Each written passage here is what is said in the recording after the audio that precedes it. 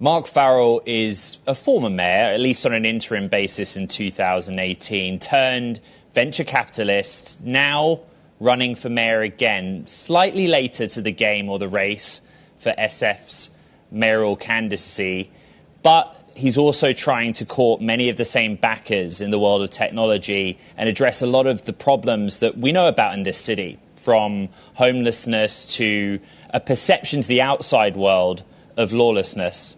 And I'm delighted to say that Mark Farrell joins me now at our studio in San Francisco.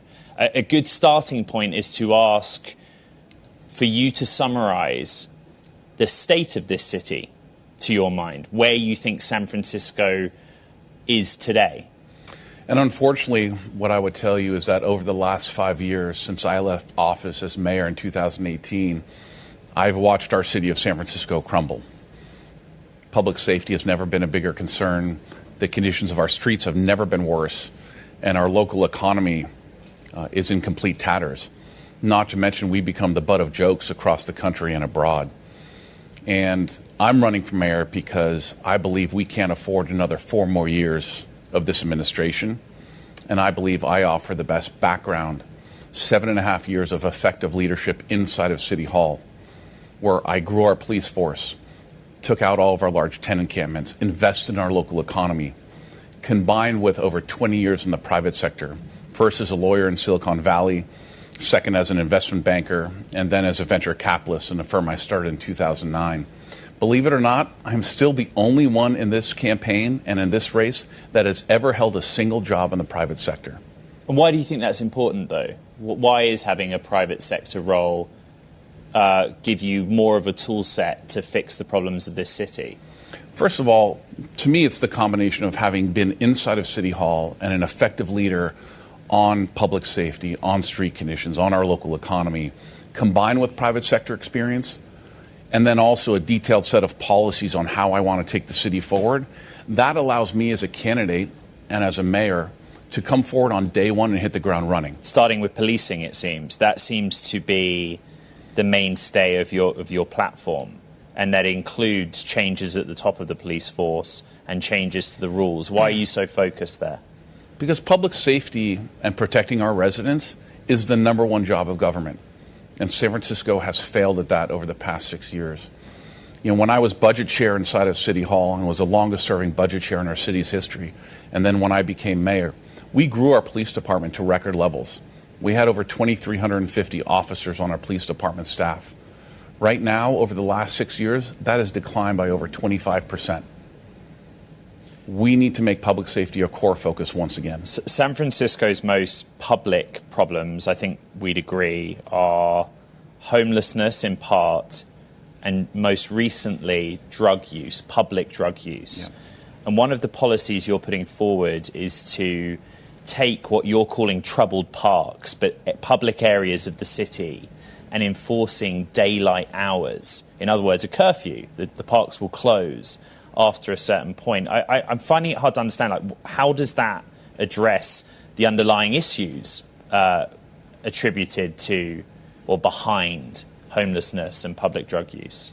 We have detailed plans, and I'm happy to chat with you about those around homelessness, around drug abuse, and the drug crisis on our streets.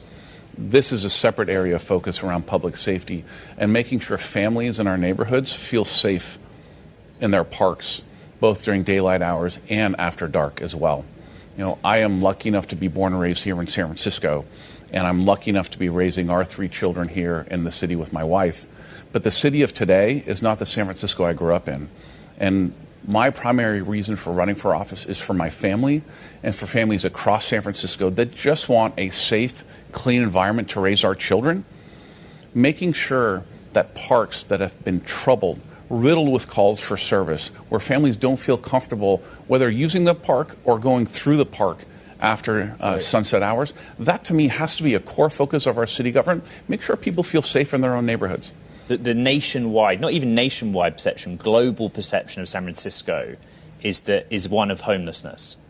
Okay, and the frustration of its residents, and I count myself as a resident of San Francisco, has been throwing money at it hasn't worked. What are you going to do differently if you're elected mayor? I'm going to do exactly what I did when I was mayor in 2018. During that time, over the course of my 6 months as mayor, we took out all of our large tenant encampments in San Francisco. I will do it again next year. We need to treat these individuals first. Will you be and allowed foremost. to do it? I mean, one criticism, I suppose, of the system, but also Mayor Breed's time in office, has been her freedom to actually do anything based on how the city is run, the structure of governance. I think it's part of the litany of excuses that the current mayor has been using as a reason why she's been ineffective. We need a mayor who's going to be bold and be a leader and be aggressive on the policy issues that matter to San Francisco residents. I will take out the tenant encampments in my first year in office, just like I did before, by offering shelter and housing to these individuals. But if they say no, I will take their tents away, because I believe the sidewalks of San Francisco belong to everybody. They belong to our residents, they belong to families, they belong to elderly in our neighborhoods, and they belong to visitors who come to the city of San Francisco and, quite frankly, have been the heartbeat of our local economy in terms of tourism since I was born here in the city. The final political issue I want to talk to you about is the issue of raising money. You have raised funds quickly, but you're kind of later into the race. Do you think that your position as a venture capitalist, a former venture capitalist at this point, it gives you an advantage, your relationship with business, the technology sector that you outlined? Look, I'm fortunate to already have support from diverse communities across San Francisco, in every single neighborhood, every single economic makeup of a family, every single business that you could imagine and career that you could imagine. So I believe my private sector background matters. And you asked that question before. In particular, over the next 4 years, when we have a projected $1.5 billion budget deficit in the city of San Francisco, having a mayor who has actually read a P&L, knows what a balance sheet looks like, and has been in that sector for over 20 years matters to the city of San Francisco. We cannot afford to have somebody come in and learn on the job, or we can't afford 4 more years of the same administration where you're simply listening to other people tell you where to put your dollars. We need a mayor who's going to lead on the budget and be strong with his or her priorities, and that's what I offer San Francisco. Okay, so let's talk about technology. Technology as a business, as a taxpayer in this city. How are you going to approach the biggest employers, the employers also of a lot of people that live in this city but might commute outwards to Silicon Valley? What San Francisco will have in me next year as mayor is finally a mayor that once again addresses and actively engages with our business community. Technologies have been a big part of it here in San Francisco, quite frankly, for the past 10 plus years. We've been over-indexed to the technology sector here in San Francisco, and we need to make sure we actively court that industry to come back to the city of San Francisco, because technology companies have left in droves. But I also believe it's the impetus of the next mayor to diversify our downtown economy. Once again, focus on hospitality. Once again, focus on residential into that area. Let me jump in on a policy point that I picked up in another interview you gave. You are considering as a platform offering tax incentives or tax breaks to employers if they have a minimum number of in-office days. And at the same time, I understand that you outlined you'd also like to see them do away with in-office cafeterias, gyms. This is classic tech company stuff. The perks that brings the staff into the office. Have actually any technology companies or executives contributed to you building that policy platform? What do they make of that idea? They love the idea. What we have seen over the last 6 years since I left office is a utter lack or utter unwillingness to use the power of tax incentives to recruit businesses back to San Francisco. The stark reality is San Francisco ranks dead last in post-COVID economic recovery in the United States. We used to be iconic. We used to be on the top of these lists, and now we're dead last. So to me, the next mayor of San Francisco has to be incredibly aggressive with our business community writ large, let alone our technology community, to say, first of all, we're going to fix and address the public safety and street conditions that have plagued our city, given us this black eye of a reputation. But also then we'll use the power of tax incentives to bring you back to our downtown core.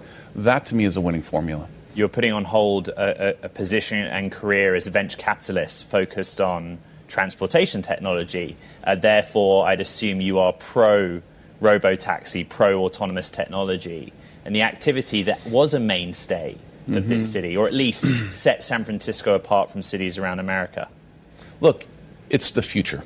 It's where our cities are going to go. I believe it's where the world's going to go. We have a discussion as a family often about our now 11-year-old. Where will he be driving during the course of his lifetime, or when will that really cease to be an activity? But the reality is, if we want companies to be on our streets, if they want to be on the streets of San Francisco, we have to demand transparency, accountability, complete open book dialogue with our city government. That has not happened here in San Francisco. It's led to a number of the companies pulling their cars over the past year. They're going to be back, but again, San Francisco needs to demand that transparency. Once we have that dialogue with these companies, then I'd welcome them back, but it has to be a two-way street. It can't be a one-way street like when Uber and Lyft started to come into the city of San Francisco. It needs to be different. The people that matter, frankly, are weighing into this race.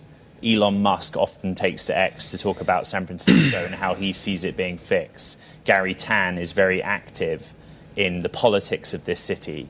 Have you met with either of those men or groups like Grow SF, and do you think that you have their backing? We've met with a number of individuals, a number of groups, and we continue to meet with them in the course of our campaign. Keep in mind, I launched my campaign just 4 weeks ago, and we feel incredibly excited that we're already tops in the polls, but I have a mentality of never taking anything for granted, working incredibly hard, and I will do so until 8 o'clock on Election Day.